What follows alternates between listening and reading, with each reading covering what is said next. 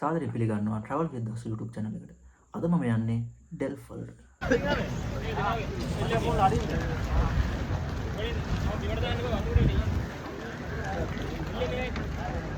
ඉතින් මේ වීඩියෝ එකෙන් මම ඔයාලට කියලා දෙනවා කොහොමද තනියම ඩෙල්ෆ් වලට සංචාරය කරන්න කියලා. බස් හොයාගන්න විදිහ, කෑම බීම, නවාතැන් පහසුකම්, බෝට්ටු කීයට දෙන්නේ, A to Z හැම දෙයක් ගැනම මම මේ වීඩියෝ එකෙන් ඔයාලට කියලා දෙනවා. වීඩියෝ එක අවසන් වෙනකන් මාත් එක්ක නැගලා ඉන්න. මම ගමන පිටත් වුණේ දඹුල්ලෙන්.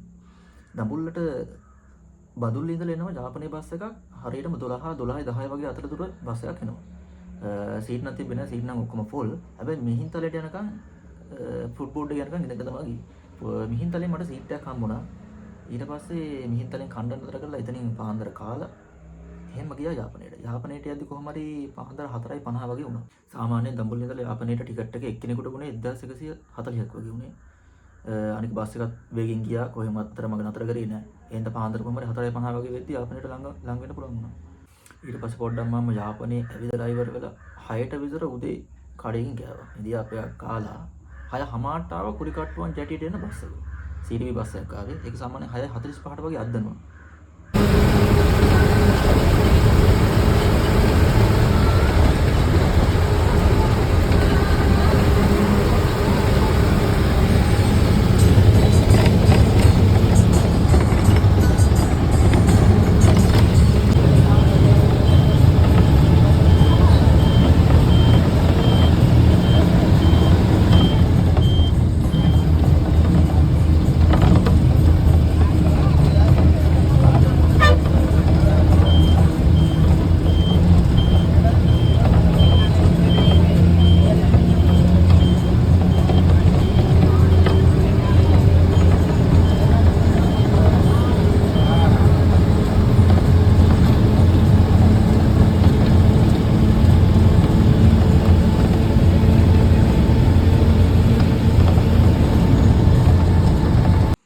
කුරිකට්ටුවන් ජැටියට බස් එකේ ඉද්දි සාමාන්‍යයෙන් උදේ 7:00 වගේ වුණා.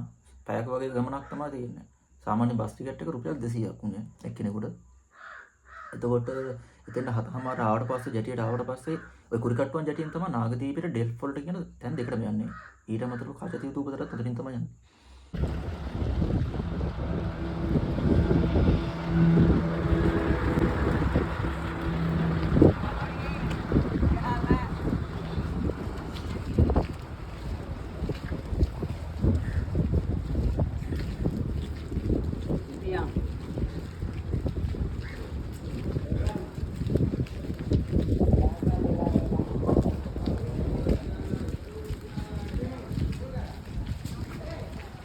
එතකොට එතෙන්ට ගියාට පස්සේ එයාලගේ ඩෙල්ෆ් වලට යන දේශීය කට්ටියන්ට යන්න වෙනම පොලිමක් තියෙනවා. සංචාරකයෝ සහ විදේශිකයන්ට යන්න වෙනම පොලිමක් තියෙනවා.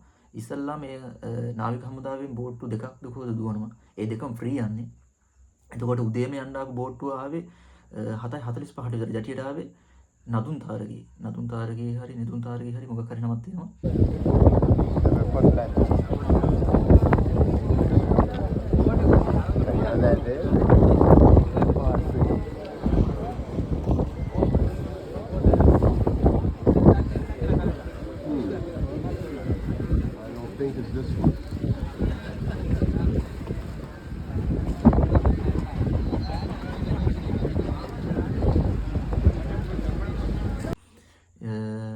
හතලිස්පහට වගේ තමයි ජැටියට ආවේ. ඊට පස්සේ කොහොම හරි දේශීය කට්ටිය බෝට්ටුවට නගගත්තට පස්සේ තමයි අපිව සහ විදේශීය කට්ටියව ගන්න. සාමාන්‍යයෙන් 100ක් වගේ පිරිසක් ගන්නවා. කොහොමද දාලා යන්නේ ඔක්කොම කට්ටිය ගන්න ඒකට. එතකොට කුරිකට්ටුවන් වලට බස් එකට ආපු ටිකට් එක උනේ රුපියල් 200යි.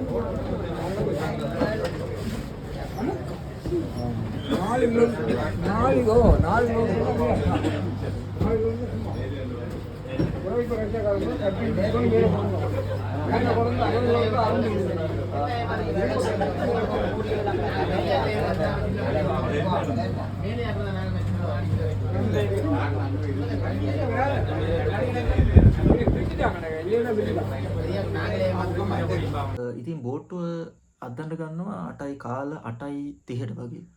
ඉතින් ඒක සුන්දර ගමනක්. පැයක වගේ ගමනක් යන්න තියෙනවා. සමහර කට්ටියන්ට මම යනවා කතරගොඩයි. පැයකින් වගේ මම ආය ආවා ඩෙල්ෆොල.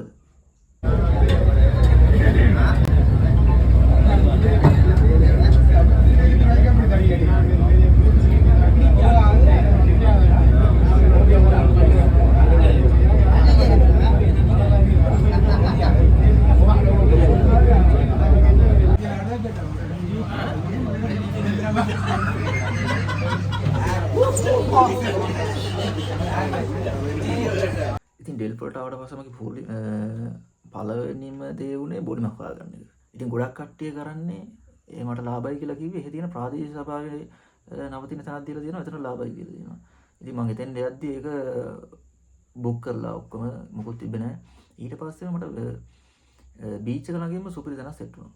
හරි. අපි දැන් ඩෙල්ෆොලට ඇවිල්ලා ඉන්නේ. දැන් නවතින තැනක් බලන්න ඕනේ.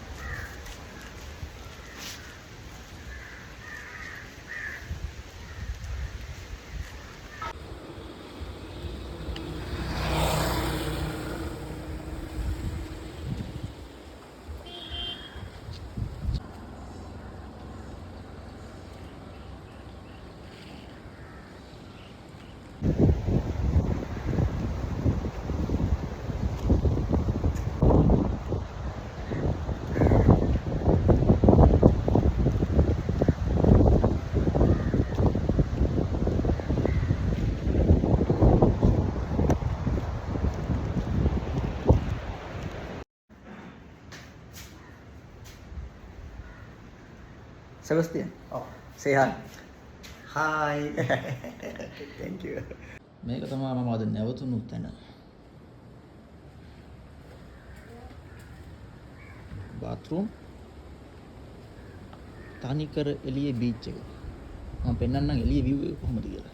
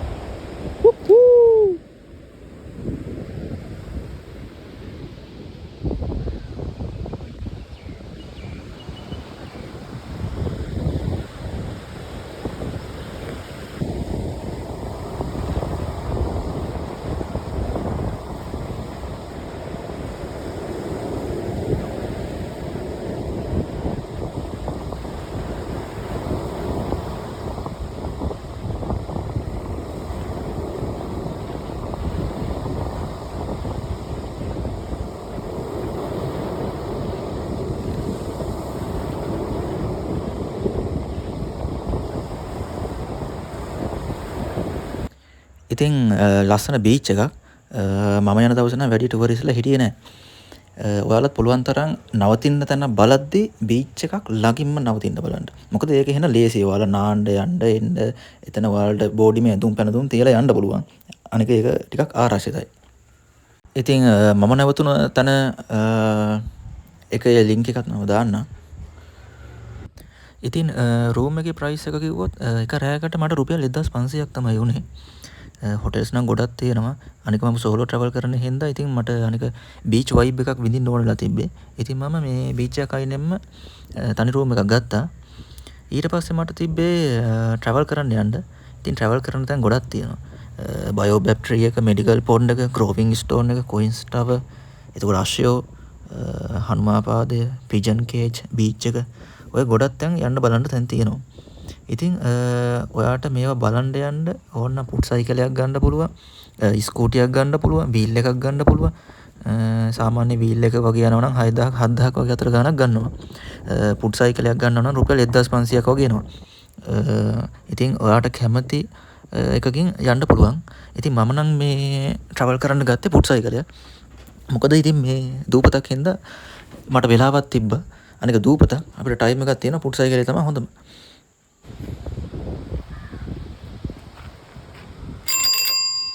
ඉතින් මම ඉස්සල්ලාම යන්න බලන්න සූදානම් වුණේ ග්‍රෝවිං ස්ටෝන් එක. එහෙම නැත්නම් ලියලන ගල බලන්න. ඊට පස්සේ ගියේ බයෝ බැක්ටීරියා එක බලන්න. ඉතින් යන අතරමඟදී ගොඩක් දේවල් බලාගත්තා. වෙඩින් තියෙනවා, මලගෙවල් තියෙනවා. ඒ ඔක්කොම සුන්දරත්වයක් විඳගෙන ඉතින් මම ගියා. ලියලන ගල ගල කොරල් ගලගේ 1964 මේක තමයි ලියලන ගල. මේක 1964 අඩි 1ක් වගේ උසකින් තමයි තිබිලා තියෙන්නේ. දැන් නම් මාරු උසක් තියෙනවා.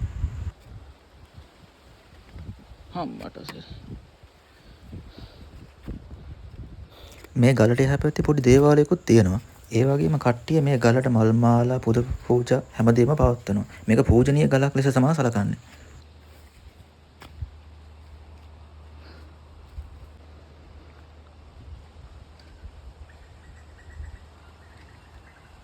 කෝවිලකුත් තියෙනවා. දැන් නම් පට්ටව්වයි. දැන් යාපනයම තමයි. ඉතින් මේක තමයි ඩෙල්ෆ් වල තියෙන බයෝබැම් ගහ. ඉතින් බයෝබැම් ගස් ක්‍රීපයක් ලංකාවේ තියෙනවා. මේ බයෝබැම් ගස් අප්‍රිකාව සහ මැඩගස්කරය කියන රටවල් වල තමයි මව් රටවල් වෙන්නේ. එහෙනම් කොහොමද මේවා ලංකාවට ආවේ? මේවා ලංකාවට ආවේ ක්‍රිස්තු වර්ෂ 700 වසරේ අරාබි වෙළඳුන් විසින්. එයාලා හඳුන්වලා දුන්නද කියලා තමයි කියන්නේ. ඉතින් මේවා හැදෙන්නේ ශුෂ්ක ප්‍රදේශවල. සාමාන්‍යයෙන් මේ ගහේ කඳක ජලය ලීටර් 1,20,000ක් වගේ ගබඩා කරගන්න පුළුවන් කියලා කියනවා. ඒ වගේම මේ ගහේ පොත්ත අලු පාටයි අනික ඝනකම් නිසා එලිෆන්ට් ට්‍රී කියලාත් කියනවා.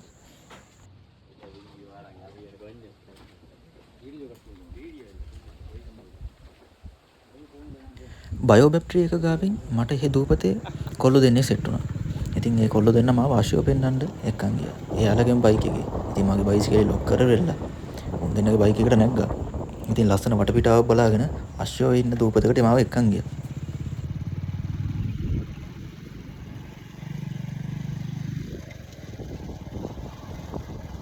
කොල්ලෝ දෙන්නේ සෙට් වුණා. උන් දෙන්න මාව අශ්වෝ පෙන්නන්න එක්කන් ආවා. මල්ලේ මොකද ඔයාගේ නම? මගේ නම අජින්සන් පෝල්. සුපිරි කොල්ලේ. ඔයා? මගේ නම පගලදන්න. අපි අශ්වය බලන්න. අවාසනාවකට එදා නම් එච්චර අශ්වය හිටියේ නැහැ. සාමාන්‍යයෙන් උතෙන්ට අශ්වය ගොඩක් එනවලු උතන වතුර බොන්න. උතන සාමාන්‍යයෙන් ගොඩක් වගේ එතන ආහාර වතුර බොන්න අශ්වය සෑහෙන්න එනවා. සාමාන්‍යයෙන් එදා නම් හිටියේ අශ්වය දෙන්නේ 3 දෙනෙක් විතරයි.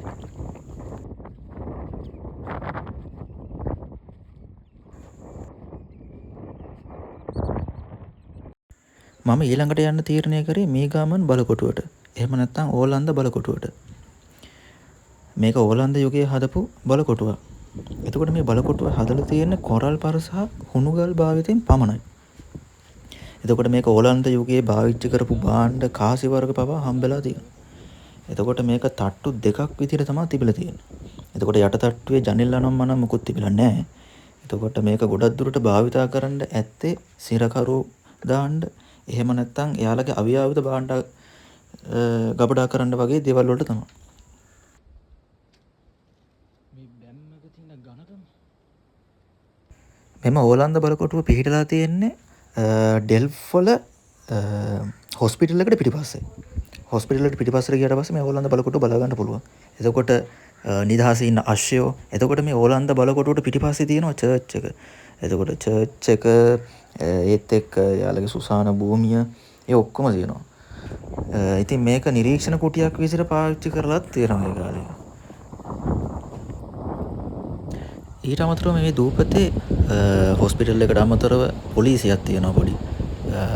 ඊට අමතරව ප්‍රාදේශීය සභාව, නගර සභාව, එතකොට ඉස්කෝලයක් පවා තියෙනවා. ඉතින් මේ එක වෙනම වයිබ් එක. ඒක ගිහිල්ලාම බලන්න ඕනේ දෙයක්. ඉතින් මේ එක හොඳ අත්දැකීමක් වුණා මට.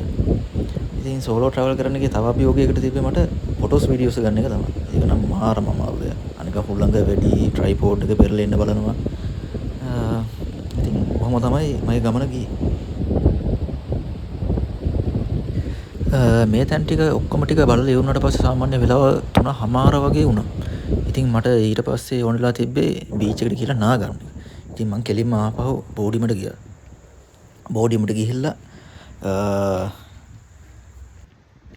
කෑම ටිකක් එහෙම කාලා නාන්න තමයි පැන්නේ.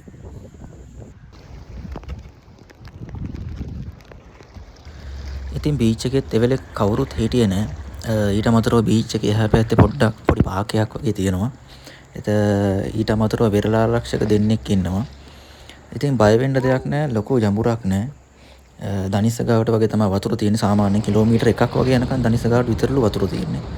ඉතින් මේ පැය භාගයක් වගේ නෑවා. නාලා ඉවරලා මම ඊට පස්සේ ලැහැස්ති වුණේ සන්සෙට් එක බලන්න යන්න.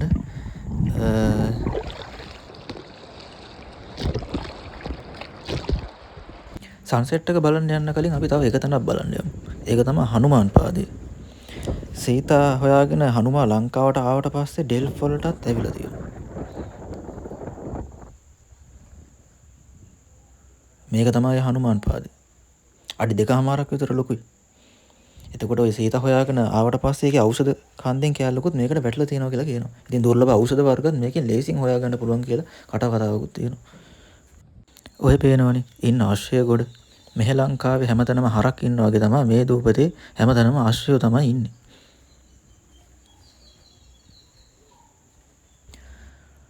සන්සෙට් එක ගැන නම් කතා කරලා වැඩක් නැහැ. ඒක තනි කර පිස්සුවක්. දැන් නම් ටික ටික කරවල වැටිගෙන එන්නේ. ඒත් මෙතන දාලා යන්න නම් මට හිත දෙන්නෙම නැහැ. ඒ නිසා තව පොඩි වෙලාවක මම මෙතන ඉඳලා එහෙමම නැවතලා හිටපු තැනට ආපහු බයිසිකලේ ගියා. සන්සෙට් එක බලන්න එන්න කලින් මම සෙබස්තියන් අංකල්ට කියලා තිබ්බේ තල්රායකුයි රෑ කෑමකුයි සූදානම් කරලා තියන්න කියලා. බලමු අපි ඒක යා සූදානම් කරලා තියෙන්නේ කියලා. මේක තමයි කාමරේ. මම අපේ රෝඩිනේ සෙබස්තියන් අංකල්ට කියලා ගෙන්න ගත්තා. හොඳ කිතුල් රා එකක්. තාම පැහැෙනවා. ඒ වගේම පරාට එකක් ගෙන්න ගත්තා.